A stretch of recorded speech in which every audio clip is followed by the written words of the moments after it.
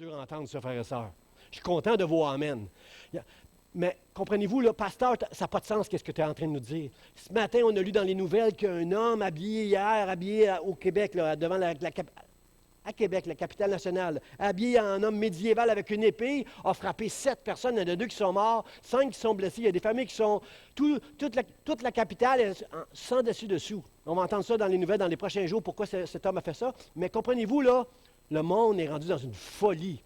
Le monde est méchant, frère et sœur. Savez-vous qu'au Canada, chaque année, au Canada, on avorte légalement 160 000 enfants.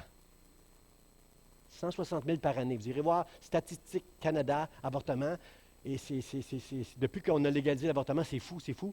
Et savez-vous que chaque année, chaque jour, aujourd'hui, à minuit, il va être 25 000 personnes sur la planète Terre vont mourir simplement parce qu'elles n'avaient rien à manger.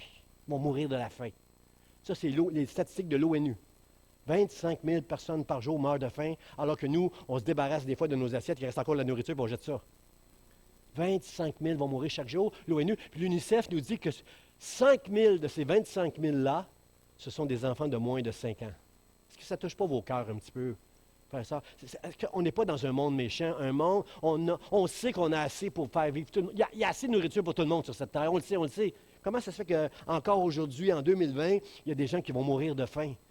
Le racisme, est-ce qu'on n'a pas vu des scènes insupportables ces derniers temps du racisme qui existe dans ce monde, encore aujourd'hui?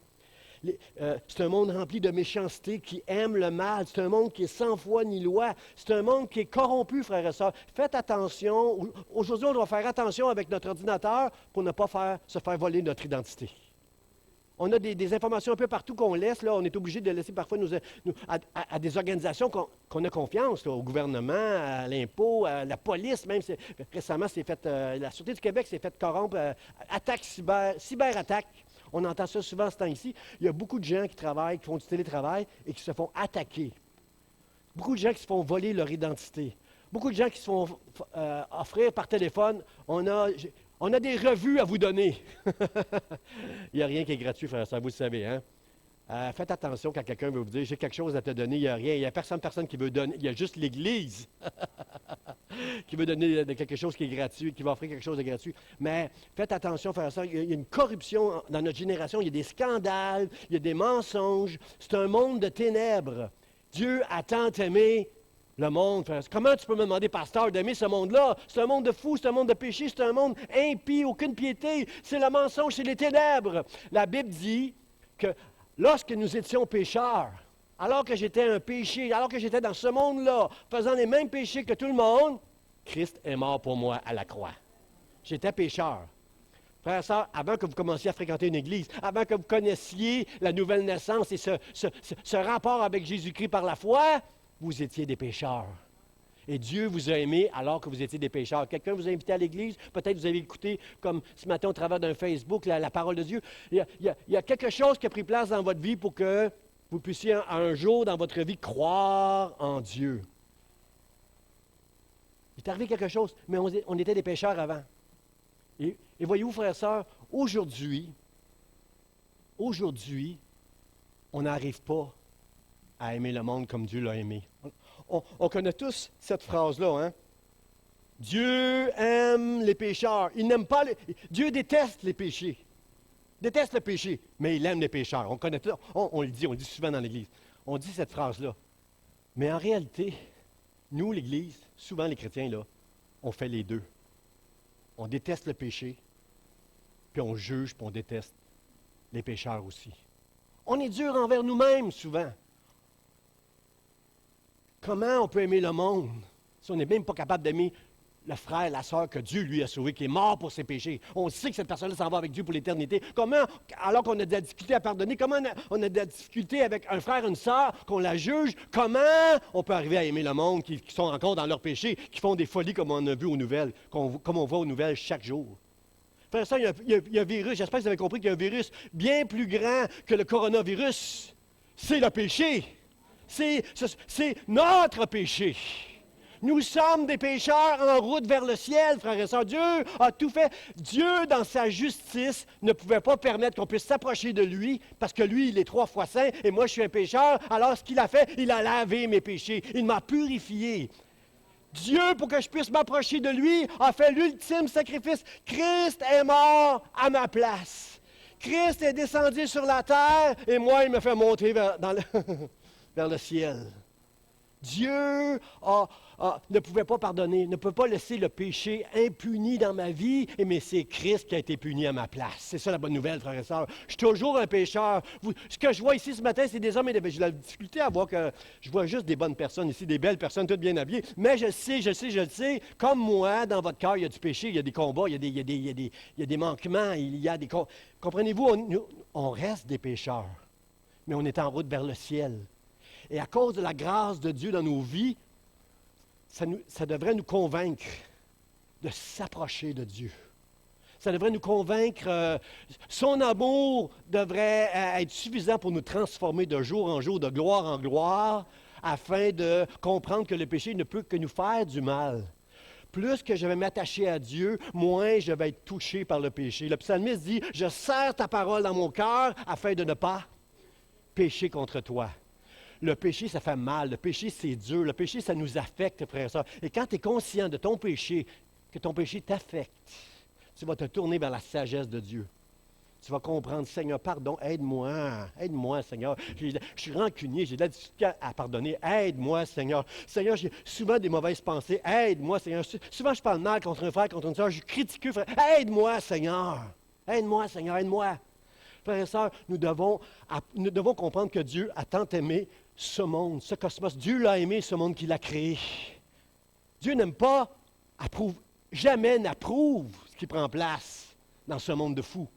Mais Dieu l'aime parce qu'il a donné ce qu'il a de plus précieux pour sauver ce monde. Jésus-Christ. Jésus-Christ dans le ciel qui était adoré par les anges, s'est abaissé dans ce monde. Il est venu avec un corps de chair, il est né de la Vierge Marie. Il a grandi, il a prêché, enseigné, guéri les malades. Il a donné sa vie, il a reçu à la croix la punition que tous les pécheurs méritaient.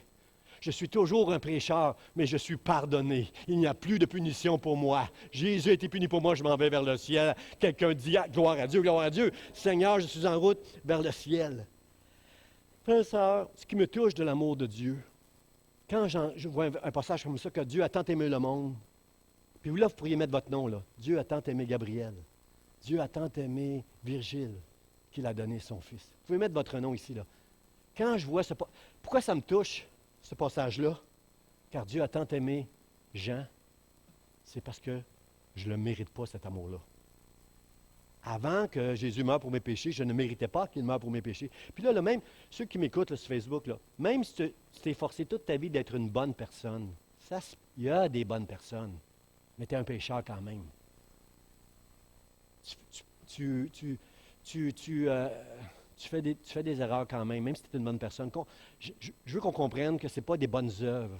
Ce n'est pas en faisant des bonnes choses, ce n'est pas en faisant des dons, ce n'est pas en faisant des bonnes œuvres qu'on va devenir une meilleure personne. On peut devenir une meilleure personne seulement le jour où on croit que Christ est mort pour nos péchés et qu'il a fait de nous les enfants du royaume. C'est seulement notre foi qui va nous transformer et qui va nous aider à aimer le monde, frères et sœurs. Mon message ce matin, c'est que nous devons aimer le monde dans lequel on vit. On doit aimer nos frères et nos sœurs, on doit aimer notre prochain. On doit être comme le bon samaritain. Comprenez-vous, là, j'ai aucun intérêt, mais parce que Dieu m'a sauvé moi, je veux aussi être une bénédiction dans ce monde et amener des gens au salut. Mon reproche, frères et sœurs, Dieu aurait pu recommencer ce monde dès le commencement quand Adam et Ève ont péché. Là. Dieu aurait pu dire, c'est fini, on recommence. Mais Dieu, dans son omniscience, Dieu qui voit l'éternité en avant, n'a pas décidé qu'il allait recommencer. Mais il a tant aimé le monde. Dieu a trouvé une solution pour continuer avec la création. Dieu a continué parce qu'il y avait vous et moi et d'autres qui allaient être sauvés, qui allaient recevoir son amour. Frères et sœurs, ce matin, J'aimerais qu'on comprenne que Dieu aurait pu recommencer. D'ailleurs, il y a eu un jugement à un moment donné dans ce monde, dans le livre de la Genèse. Nous connaissons tous cette histoire avec l'arche de Noé. L'arche de Noé, qui a le déluge qui est venu sur la terre, l'arche de Noé, et Noé, avec à cause de sa foi, lui et sa maison sont entrés dans l'arche de Noé. Mais le problème, c'est que après l'arche, quand le monde a recommencé à être peuplé au travers de Noé et ses enfants, c'est que c'est encore des pécheurs. C'est ça le problème. Le monde est resté un monde avec des pécheurs. On doit comprendre ça, frères et sœurs. On doit comprendre ça. Le reproche que je fais à l'Église aujourd'hui, pas juste l'Église d'espoir, l'Église avec un grand E, là, partout, aujourd'hui, le reproche que je fais à l'Église, c'est qu'on n'aime pas le monde comme Dieu l'aime. On n'a pas cet amour-là, frères et sœurs. Ce n'est pas un amour humain, c'est un amour qui est divin, frères et sœurs. Tu ne peux pas dire ce matin, oui, pasteur, je vais faire mes efforts pour aimer. Non, non, ce n'est pas tes efforts, c'est la grâce de Dieu, c'est ta foi. La foi et l'amour, ça va ensemble, frères et sœurs. Si tu crois Dieu, si tu aimes Dieu, son esprit va te remplir et tu vas être capable de passer par-dessus ta chair qui veut régler des choses. Moi, quand je vois des films de justiciers, là, je vais être honnête avec vous. Quand je vois des films où quelqu'un, je ne regarde jamais des films, je n'ai jamais le temps, mais comprenez, là, des petits bouts, là, je sais que ça fonctionne comme ça dans le film. Je sais qu'il y a des films où il y a quelqu'un qui va rendre justice, qui va faire dans sa chair, là, il va aller punir quelqu'un qui fait mal. Moi, là, j'ai le goût d'applaudir quand je vois des choses comme ça. Je suis fatigué de voir le mal parce que souvent le mal n'est pas puni. Là. Comprenez-vous, le mal des gens sans foi ni loi continuent à exercer leur méchanceté. Et moi, j'aimerais ça des fois, dans mes rêves, être un justicier qui va régler ça. C'est pas ça que Dieu me demande. Dieu dit à moi la justice, à moi la justice. Et c'est par sa grâce que je vais être capable d'aimer le pécheur qui est devant moi. Parce que moi, je ne sais pas, lui, celui qui pêche devant moi, peut-être demain, il va s'être repenti. Puis il va être dans les bras du Seigneur, puis il va faire partie du royaume de Dieu. Comprenez-vous, là, une journée, l'apôtre Paul persécutait l'Église, la journée d'ensuite, c'était un enfant de Dieu, là. Comprenez-vous, il y a une différence entre les deux. Alors, moi, je veux je m'attends de l'Église, frères et sœurs, c'est qu'on arrête d'être une cymbale qui fait du bruit. Vous connaissez cette image-là, l'apôtre Paul qui dit, si je n'ai pas l'amour, je suis seulement une cymbale qui retentit. Si le message de l'Église n'est pas efficace, c'est que le monde voit qu'on fait du bruit, mais il ne voit pas l'amour. Il voit une Église qui juge. Il voit une Église qui est dure envers les pécheurs. Il ne voit pas l'amour de Dieu qui veut couvrir la multitude des fautes jusqu'à temps que tu donnes ton cœur à Jésus-Christ. Dieu déteste les péchés, mais il aime les pécheurs, frères et sœurs. Et c'est compliqué. Ça semble un paradoxe d'aimer le monde parce qu'il y a des passages dans les Écritures qui nous... par exemple, Jacques, chapitre 4, verset 4. Adultère, Jacques 4, verset 4. Il va apparaître sur cet écran. C'est là? Il est là. Adultère que vous êtes, ne savez-vous pas que l'amour du monde est inimitié contre Dieu? Celui donc qui veut être ami du monde se rend ennemi de Dieu. Comprenez-vous que ce passage-là, il semble contraire à ce que Dieu est en train de nous enseigner, car Dieu a tant aimé le monde. Et là, j'ai souligné des mots-clés dans ce passage-là. Adultère que vous êtes. Qu'est-ce que ça veut dire, adultère? Adultère, c'est quelqu'un qui aime, qui a donné son cœur à quelqu'un, un homme, une femme, et là, va laisser tomber pour un autre. Dieu est ici, Jacques est en train de nous enseigner. Jacques, qui était tellement pratique, il veut tellement être pratique. Lui, il ne veut pas être trop spirituel, là, faire du bruit. Là. Lui, il veut être très pratique. Adultère que tu es. Savez-vous pas que si tu aimes le monde, aimer le monde, c'est une inimitié contre Dieu. Vous savez, inimitié, qu'est-ce que ce mot veut dire? Dès le commencement, quand Adam et Ève ont péché, Dieu a dit au serpent, « Maintenant, il y aura inimitié entre ta postérité et la postérité de la femme. » Il va y avoir deux postérités dans ce monde. Ceux qui sont sans Dieu et ceux avec Dieu. La postérité de la femme, c'est Jésus-Christ et c'est l'Église. C'est vous et moi, frères et sœurs, la postérité. C'est la première prophétie que Dieu fait dans la Bible. Et il dit au serpent, il y aura une inimitié entre ces deux postérités. Jamais ces deux postérités-là vont pouvoir être ensemble. Celui donc qui veut être ami du monde se rend ennemi de Dieu. Est-ce qu'on comprend que quand Dieu aime le monde, il n'approuve pas les péchés du monde? Dieu, quand il dit qu'il aime le monde, il n'est pas ami avec le monde, avec le péché. Il est ami avec les pécheurs. Comprenez-vous? Moi, souvent, je me souviens, il y a longtemps, quand je travaillais dans la fonction publique, je me souviens que souvent, pendant mes pauses café, mes dîners, j'allais me mettre à l'écart pour lire la Bible, pour avoir des bons temps avec le Seigneur. Je ne voulais pas me mêler avec le monde. Et Dieu m'a repris là-dessus. Il m'a fait comprendre que comment tu peux gagner des âmes, comment tu vas pouvoir, si tu n'établis pas des relations avec tes collègues de travail, avec les gens qui sont autour. Alors, j'ai continué à avoir des moments, avec Dieu, mais je m'imposais d'aller partager, établir des... Pas partager, non, c'est pas vrai. Pas lancer des... Aller dans des pauses café juste pour lancer des versets. Non, non, non. Juste établir des relations, écouter les gens, comprendre c'est quoi leur intérêt et bâtir des relations avec mes collègues de travail.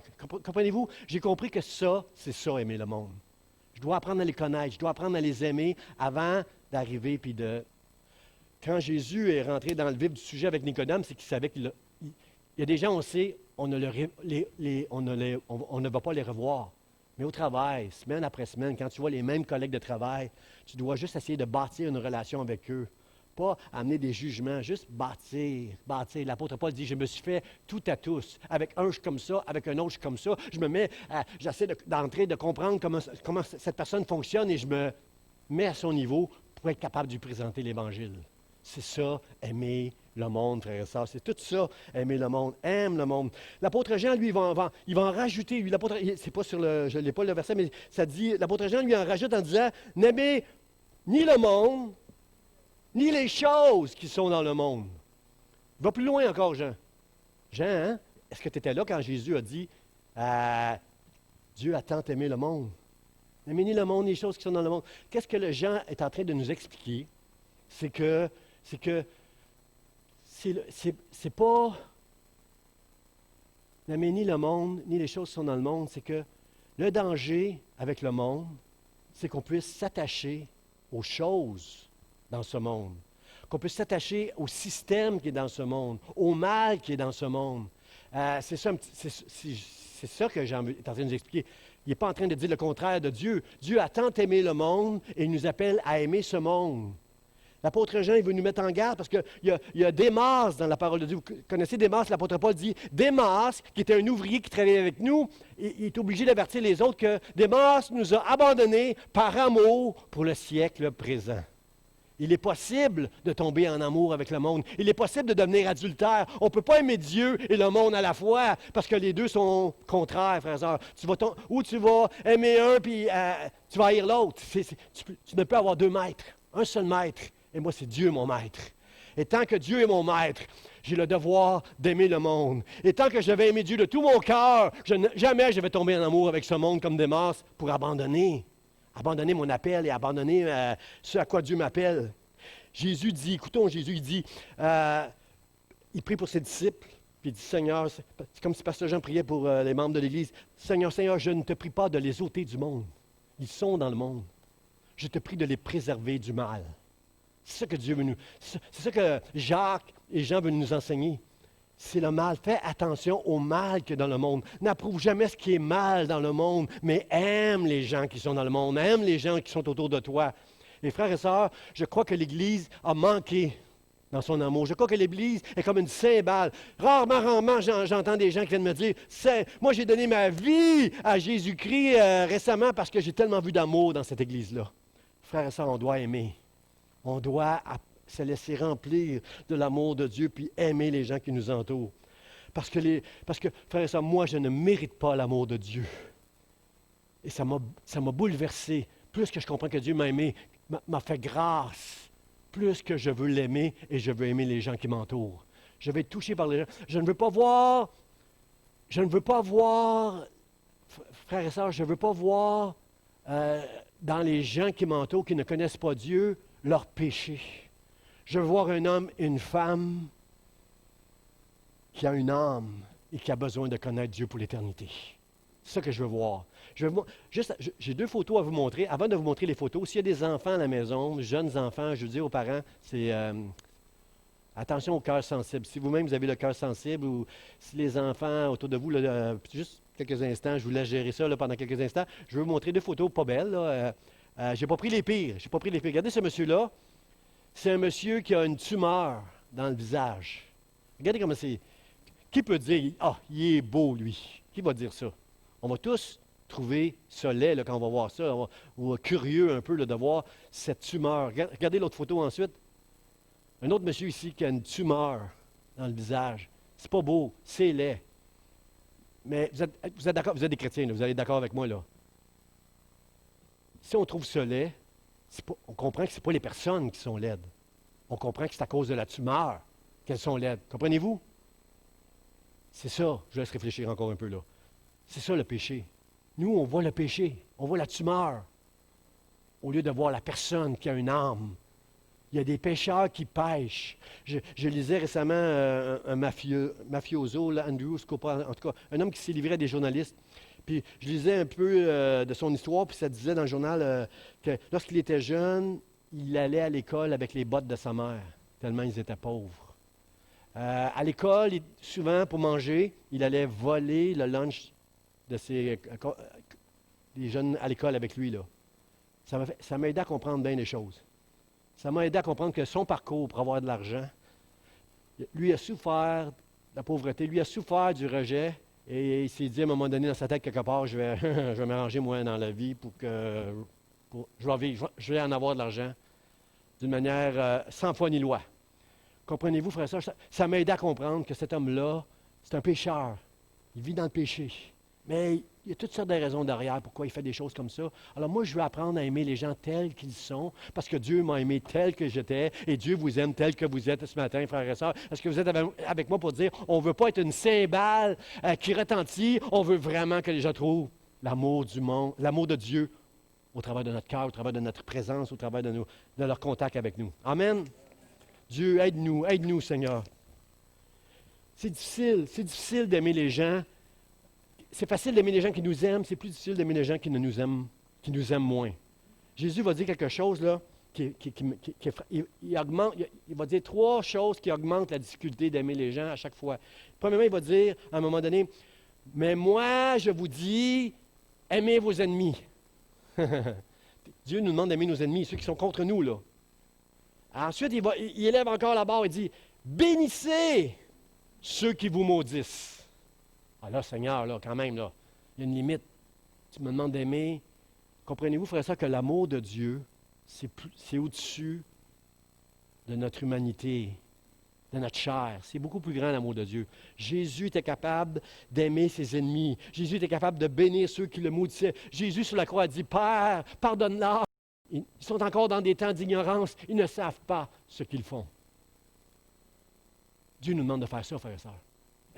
Dieu veut nous rendre à l'image de son Fils. Est-ce qu'on est capable, nous aussi, d'aimer ce monde, frères et sœurs, et de bénir même ceux qui nous maudissent? Dites Amen.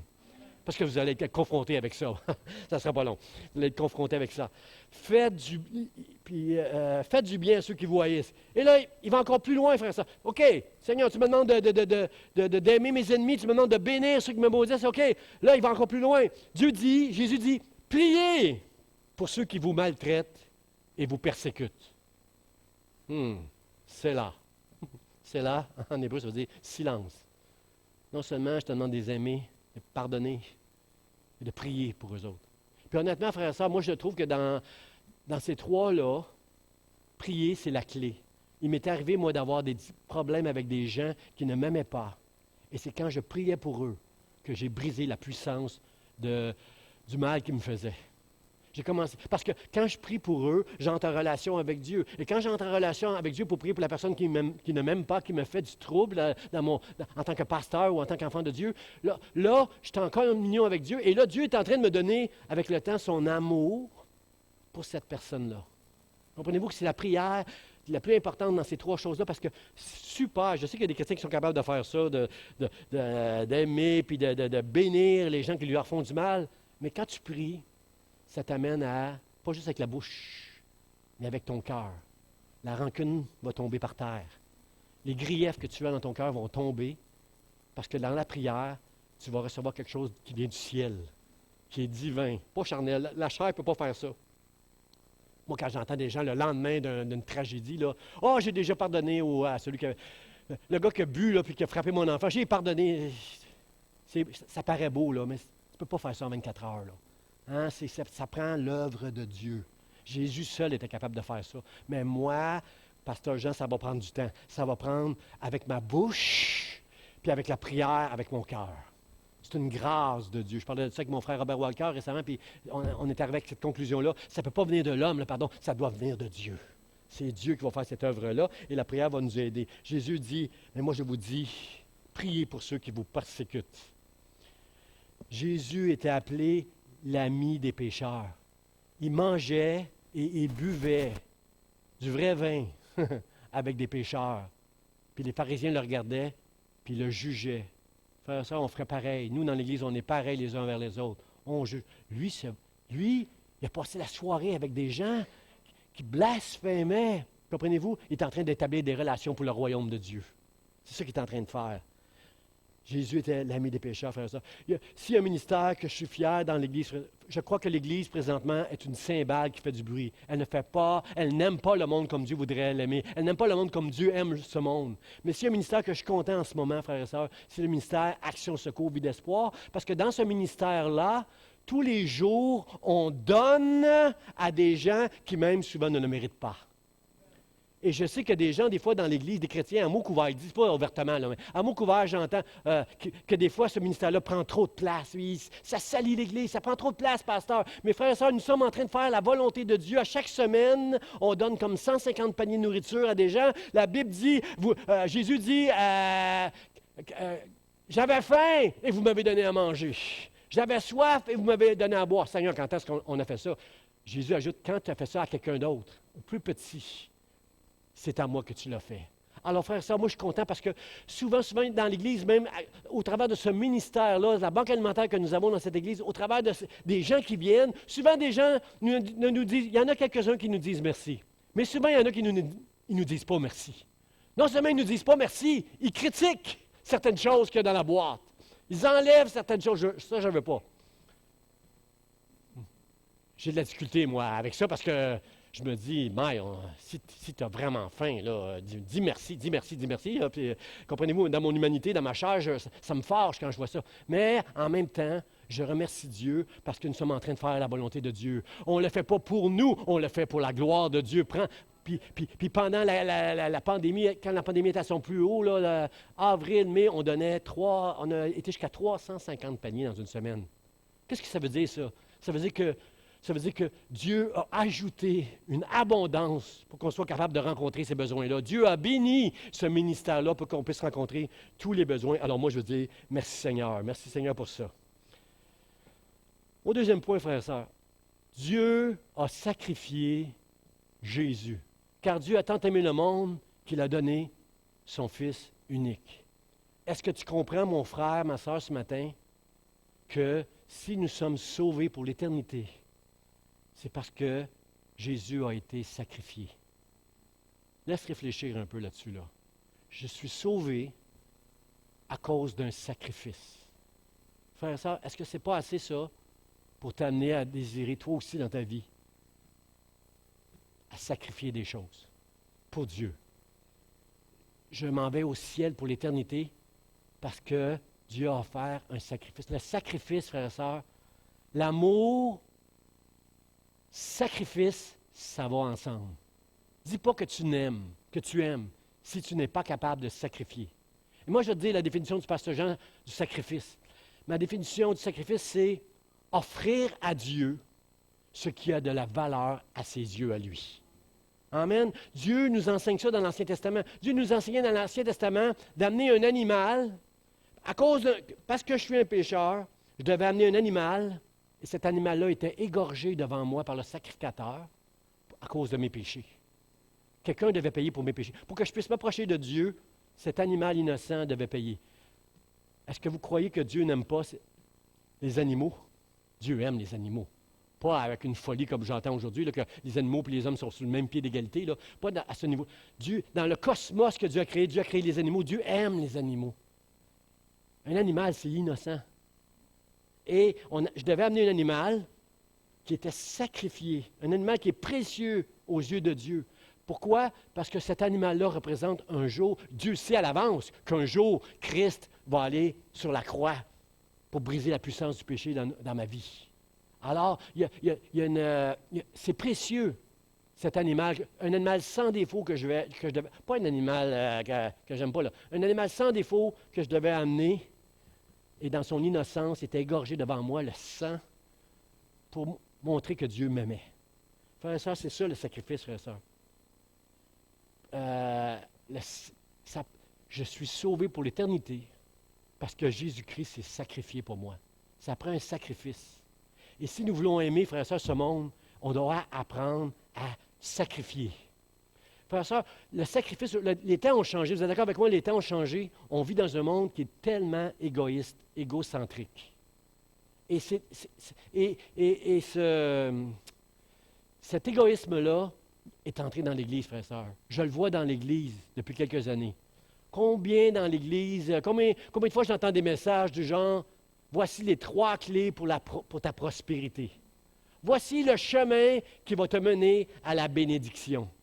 On aime entendre des messages comme ça, frères et sœurs, parce que le monde est entré dans l'Église. On veut être béni, mais combien comprennent qu'on est béni parce que Dieu nous aime, mais Dieu nous appelle, nous, pas à venir à l'Église s'asseoir pour être bénis. Nous sommes appelés à bénir.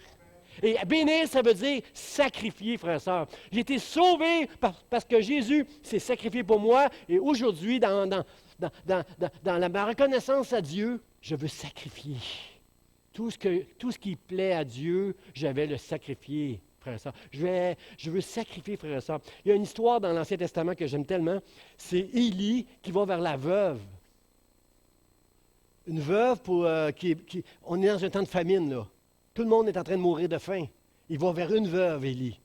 Puis il s'en va vers la veuve, puis il dit...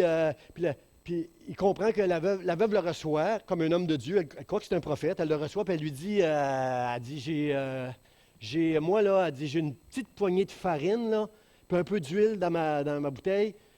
Je vais faire un gâteau, un pain. Mon fils puis moi, on va manger. Puis après ça, c'est la mort qui nous attend. J'ai plus rien. Et savez-vous qu'est-ce qu'Élie va lui dire à cette veuve? Il va lui dire, fais-moi un gâteau d'abord. Ah, merci Seigneur que c'est pas à moi que Dieu a demandé ça, avec mon cœur. Moi, là, j'aurais eu de la difficulté à faire ça. Mais Élie était obéissant à Dieu. Il a demandé à cette femme, fais-moi un gâteau d'abord. Pourquoi Élie demande à cette femme, cette veuve, fais-moi un gâteau? Il sait qu'elle a juste une petite poignée de farine dans son pot, un peu d'huile, c'est tout ce qui reste pour faire un truc pour manger pour elle et son fils, puis après ça, il n'y a plus rien. Pourquoi Élie demande quelque chose? Élie demande à cette femme-là de faire un sacrifice pour lui. Mais ce sacrifice-là va ouvrir les portes à un grand miracle dans la maison de cette veuve-là. Parce que vous savez l'histoire, si vous l'avez lu, qu'après que cette femme a pris sa dernière poignée de farine et sa dernière goutte d'huile dans sa bouteille et qu'elle a fait un gâteau pour Élie qui l'a mangé, savez-vous que Dieu a prophétisé au travers d'Élie à cette femme, maintenant, tout le temps de la famine, jamais, à chaque fois que tu vas aller dans ton pot de farine, il va y avoir de la farine dedans. Jamais tu vas manquer de farine, jamais que tu vas manquer d'huile avec ton huile. Toujours, comprenez-vous, frères et sœurs, que le miracle, lorsque cette femme a fait ce qu'il a offert en sacrifice, l'a donné à ce monsieur-là pour obéir à Dieu, comprenez-vous qu'elle a ouvert une porte à un miracle dans sa maison. Frères et sœurs, comprenez-vous que nous, on veut être bénis. On veut être bénis, l'Église, mais c'est en sacrifiant que nous allons connaître la bénédiction et la grâce de Dieu. Mais on fait les choses en envers aujourd'hui. Aujourd'hui, on prêche des messages. On va même jusqu'à dire, donne à Dieu, fais un sacrifice et tu seras béni. Je ne suis pas appelé à être béni, je suis appelé à bénir, frères et sœurs. Je suis appelé à sacrifier, à offrir à Dieu ce qu'il a de plus précieux à ses yeux. Dieu l'a fait. Il a donné Jésus ce qu'il avait de plus précieux pour moi, frères et sœurs. Alors moi aussi, je vais offrir ce que j'ai plus. Qu'est-ce que tu es prêt à sacrifier pour Dieu? Qu'est-ce que tu es prêt à donner à Dieu pour montrer combien tu l'aimes? Dieu nous dit d'aimer le monde. Dieu a tant aimé le monde qu'il a donné son Fils. Il a donné son Fils afin que quiconque croit en lui ne périsse point. Luc chapitre 6, verset 38 nous dit ceci. Donnez et il vous sera donné. On versera dans votre sein une bonne mesure, serrée, secouée et qui déborde, car on vous mesurera avec la mesure dont vous serez servis. Dieu se sert de la même mesure pour nous bénir que nous, on se sert pour bénir. Est-ce que ça vous tente d'être un peu plus bénissant? Est-ce que ça vous tente de plus bénir encore? Parce que c'est avec la même mesure, frères et sœurs. Tu retiens, le ciel retient, frères et sœurs. Tu sacrifies, tu donnes, tu aimes, tu pardonnes. Et Dieu prend cette même mesure avec laquelle tu te sers pour te servir toi aussi. Une mesure serrée, secouée qui déborde. C'est jamais... Frère, ça, je ne suis pas en train de parler d'argent, là. Je ne suis pas en train de parler... on est ailleurs, là. C'est vrai pour l'argent. Ce n'est pas une histoire de gros dons, frères et sœurs. Parce que regardez, Jésus, à un moment donné, dans la Bible, était assis devant le tronc. Il regardait les gens qui donnaient. Et il y a une veuve qui est venue donner un quart de sou. Puis là, j'ai dit, wouh! Jésus a dit, wow! Cette jeune veuve a donné plus que tous les autres. Comprenez-vous que ce n'est pas le montant de l'argent? On parle d'un quart de sou. Ce n'est pas le montant de l'argent, mais c'est le cœur. Combien croient que cette veuve-là a été bénie? Parce que elle a donné tout ce qu'elle avait. Et Dieu, fidèle à sa promesse, c'est certain qu'il a pris soin de cette veuve-là. Alors, mon frère, ma soeur, ce matin, aimer le monde, c'est un sacrifice que Dieu nous demande de faire. Aime ce monde comme Dieu l'a aimé. Sois prête à... Laisse la grâce et l'amour de Dieu te remplir pour passer par-dessus ton cœur, ta chair et tout ce qui peut t'empêcher d'aimer le monde tel qu'ils sont. Ne soyons pas juste une cymbale qui va faire du bruit. Soyons des hommes et des femmes qui vont aimer ce monde, qui vont faire la différence. Après le COVID, il faut que le monde puisse voir dans l'Église des hommes et des femmes qui aiment, qui sacrifient, qui prennent soin dans le nom de Jésus. Amen. Dernier point, croire en Jésus-Christ, afin que quiconque croit en lui ne périsse point, frères et sœurs. Jésus a dit à enseigner à Nicodème, il a enseigné à Nicodème l'histoire de Moïse dans le désert qui a élevé un serpent. Les gens qui avaient été piqués par un serpent venimeux dans le désert allaient mourir. Mais s'ils regardaient ce serpent élevé au bout d'un bâton, ils allaient garder la vie. Et Jésus dit, il faut que le Fils de l'homme soit élevé comme le serpent l'a été dans le désert. Il faut que le Fils de l'homme soit élevé afin que ceux qui croient en lui ne soient pas jugés, mais qu'il ait la vie éternelle. Comprenez-vous? C'est une très bonne image. Ceux qui étaient dans le désert étaient piqués par un serpent et ils allaient mourir à moins de regarder vers ce bâton avec le serpent. Et ils avaient toujours le venin dans le sang, mais ils ne mourraient pas s'ils regardaient vers ce symbole-là. Et Jésus est en train d'utiliser ce symbole-là pour enseigner Nicodème en disant, ceux qui vont regarder vers moi auront la vie éternelle. Le Fils, il faut que le Fils soit élevé afin que ceux qui croient aient la vie éternelle. Wow, frères et sœurs, c'est super. Qui ne périssent pas. Périr, ça veut dire être perdu, être ruiné, être détruit. Et Dieu, dans son amour, à la croix, a fait ce qu'il fallait pour qu'on ne périsse point. Si nous croyons en Dieu, si nous croyons en son amour, si on croit dans le sacrifice de Jésus-Christ, dans son amour, dans le sacrifice qu'il a fait, que je suis sauvé pour l'éternité, si je crois en Jésus-Christ, frères et sœurs, j'ai la vie éternelle. C'est extraordinaire, frères et sœurs. C'est extraordinaire. Je crois en Jésus-Christ. Vous savez, pour beaucoup, la religion, c'est d'admettre que Dieu existe. C'est pas ça, la foi. C'est pas de croire que Dieu existe. C'est de croire que Dieu a tant aimé le monde qu'il a donné son Fils unique, afin que quiconque croit en lui ne périsse point, mais qu'il ait la vie éternelle. Je suis sauvé pour l'éternité parce que Dieu m'a sauvé. Je l'aime de tout mon cœur et j'aime sa parole. Au commencement était la parole, et la parole était avec Dieu, et la parole était Dieu. Mon amour pour sa parole va m'aider, frères et sœurs. Parce que j'aime Dieu, parce que je crois en sa parole, je vais aimer le monde. Aide-moi à aimer les gens, Seigneur. Aide-moi. Je ne suis pas venu pour juger le monde. Je suis venu pour sauver le monde. Aide-moi, Seigneur, à ne pas juger, mais à aimer, frères et sœurs. Est-ce qu'on peut aimer? Est-ce qu'on peut se laisser remplir de l'amour de Dieu, frères et sœurs, jusqu'à aimer de tout notre cœur, frères et sœurs?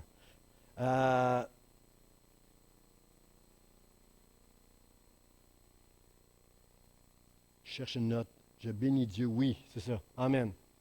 Voici l'amour de Dieu, frères et sœurs. Voici l'amour de Dieu. L'amour, c'est de sacrifier, frères et sœurs. L'amour, c'est d'adorer Dieu de tout notre cœur. Si on peut comprendre la grandeur du sacrifice, si on peut comprendre, frères et sœurs, la louange. Souvent, lorsqu'on loue Dieu, on est en train de dire, « Je te bénis, Seigneur, parce que tu m'as donné un bon conjoint.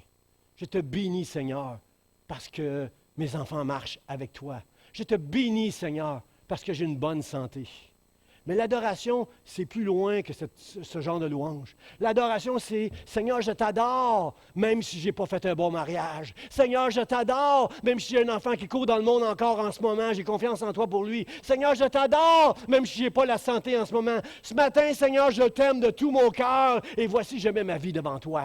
Sers-toi de moi en sacrifice, que les gens puissent voir en moi que malgré tout ce qui se passe autour de moi, je t'aime. Et si pour la vie éternelle, ça a coûté ton Fils Jésus, montre-moi ce qui est précieux à tes yeux dans ma vie et je veux te l'offrir dans le nom de Jésus. Pour une veuve, c'était une poignée. Ce qu'elle avait de plus précieux lorsque Élie l'a visité, c'était une poignée de farine puis un peu d'huile. Mais moi, aujourd'hui, ce qui est le plus précieux dans ma vie, c'est de faire la volonté de Dieu. Et si Dieu me dit, aime ton prochain, je veux l'aimer de tout mon cœur. Je veux prendre soin, comme dans l'histoire du Samaritain. Je veux pas être quelqu'un qui juge, je veux pas être un pasteur ou un lévite qui passe à côté, mais je veux être quelqu'un qui va prendre soin de la personne que Dieu va mettre autour de moi et l'aimer de tout mon cœur. J'invite les musiciens à s'avancer. On va terminer avec le chant, Gabriel, qu'on a fait tantôt, là. Je te donne mon cœur. Je te donne mon cœur. Le texte termine avec « Dieu a tant aimé le monde qu'il a donné son Fils unique, afin que quiconque croit en lui ne périsse point, mais qu'il ait la vie éternelle. » Comprenez-vous, frères et sœurs, le mot « éternel ». Frères et sœurs, il y a beaucoup de choses qu'on met beaucoup de temps. On peut bâtir une entreprise où on va mettre beaucoup de temps et beaucoup d'argent là-dedans. Je ne dis pas d'une manière négative, l'Église a besoin des entrepreneurs. C'est bien d'être un entrepreneur, de bâtir des entreprises. Comprenez-vous que notre entreprise n'est pas éternelle. Comprenez-vous que la belle voiture que tu viens de t'acheter n'est pas éternelle. La belle maison que tu es en train de rénover n'est pas éternelle. Comprenez-vous, frères et sœurs, que Dieu veut amener nos yeux. Ici, quand il dit « mais qu'il est la vie éternelle », frères et sœurs, nous devons comprendre qu'une âme, c'est quelque chose qui est éternel. Gagner une âme, frères et sœurs. Si en 2020, chacun de nous, on pouvait gagner une âme, on a gagné une âme pour l'éternité. Les disciples étaient impressionnés par le temple qu'on avait bâti. On avait rebâti, qui avait été détruit. Ils étaient impressionnés. Jésus a dit, il ne restera pas pierre sur pierre. Tout ça, tout ce que vous voyez là, ça va être détruit. Même ce monde que Dieu a tant aimé, un jour la Bible dit que le ciel et la terre vont être roulés pour des nouveaux cieux, une nouvelle terre. Comprenez-vous que ce monde, Dieu l'aime parce qu'il y a des personnes qui ont une âme qui vont comment je pourrais dire, éternelle. Moi, j'ai le devoir, frères et sœurs, d'aimer parce que je peux faire la différence pour l'éternité avec la personne avec qui j'ai une relation, frères et sœurs. Moi, je ne sais pas ceux qui appartiennent à Dieu et ceux qui n'appartiennent pas à Dieu. Mais Dieu me commande d'aimer tout le monde. D'aimer mes frères, mes sœurs, d'aimer mon prochain, comme moi-même. Alors, frères et sœurs, comprenons que c'est pour l'éternité. Notre œuvre, l'amour, les sacrifices que nous faisons, les œuvres que nous faisons, frères et sœurs, c'est quelque chose qui a un impact éternel. Tout ce que nous voyons, c'est temporaire sur cette terre. On met beaucoup de temps et beaucoup d'amour dans plein de choses autour de nous. Mais la valeur d'une âme, elle a une valeur éternelle. Frères et sœurs, si on peut comprendre ça, si on peut juste comprendre ça, frères et sœurs, ça va changer notre façon d'apprécier les choses, de voir les choses. Dieu, je te demande de m'aider Et je te demande d'aider l'Église à s'abandonner à toi, Seigneur, pour être remplie de ton amour. Seigneur, il ne faudrait pas que l'Église soit la même après la COVID. Il faut que ton Église soit remplie de cet amour, Seigneur, que tu as eu jusqu'à sacrifier ton Fils. Aide-nous, chacun de nous, à sacrifier, à faire les sacrifices qu'il faut, d'être tous unis ensemble, Seigneur, dans ton Église, afin de faire avancer ton œuvre, Seigneur. Remplis-nous de ton amour, Seigneur. Saisis nos cœurs ce matin pour que ton Église ne soit pas une cymbale qui fait du bruit, mais que le message de l'Église soit vu, entendu et cru au nom de Jésus. Amen, amen, amen. On va chanter ce chant. Je te donne mon cœur. Que ce soit une prière, frère, ça, ce matin, avant qu'on se laisse. Je te donne mon cœur. Il ne m'appartient plus. Ce que j'ai de meilleur. Tout est pour toi, Jésus.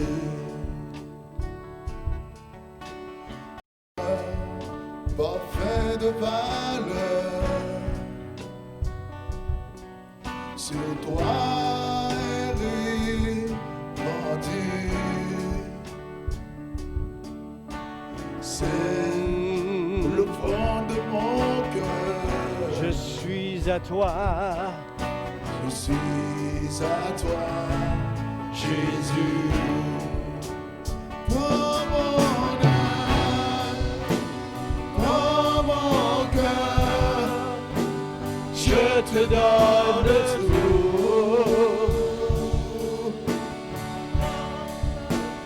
prends ma vie, me voici. Je te donne tout.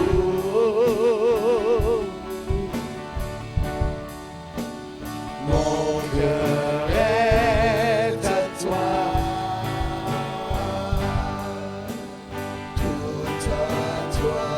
Oh mon âme, Seigneur, Oh mon âme, oh mon cœur, oh, je te donne tout.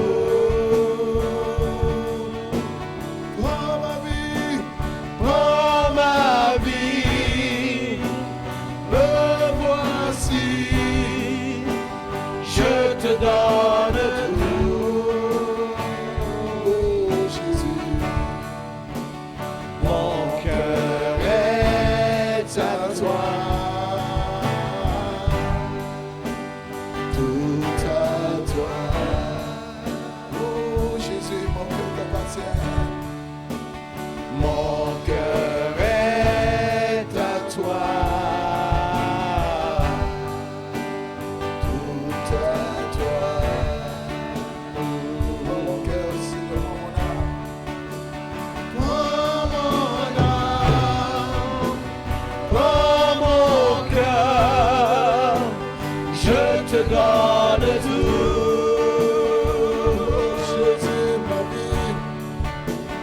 Prends ma vie, me voici, je te donne tout. Oh, prends mon âme. Prends mon âme, prends mon cœur, je te donne tout. Prends ma vie, Seigneur. Prends ma vie, me voici, je te donne tout.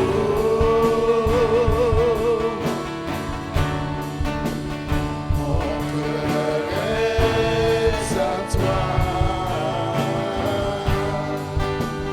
Tout à toi. Mon cœur t'appartient, Seigneur. Mon cœur est à toi. Tout à toi. Mon cœur t'appartient. Mon cœur est à toi.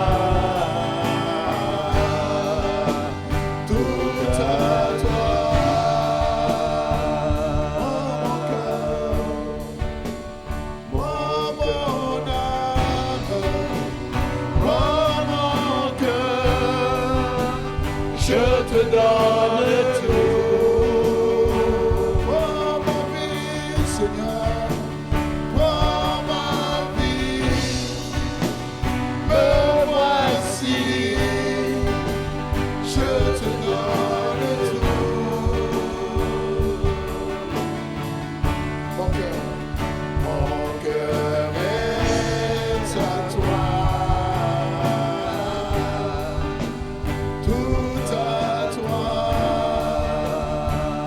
Jésus.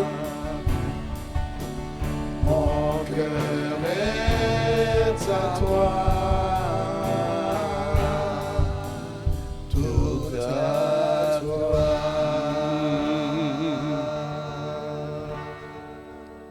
Seigneur, je te prie pour ton Église, pour l'Église Vie d'Espoir, pour l'Église du Québec, Seigneur.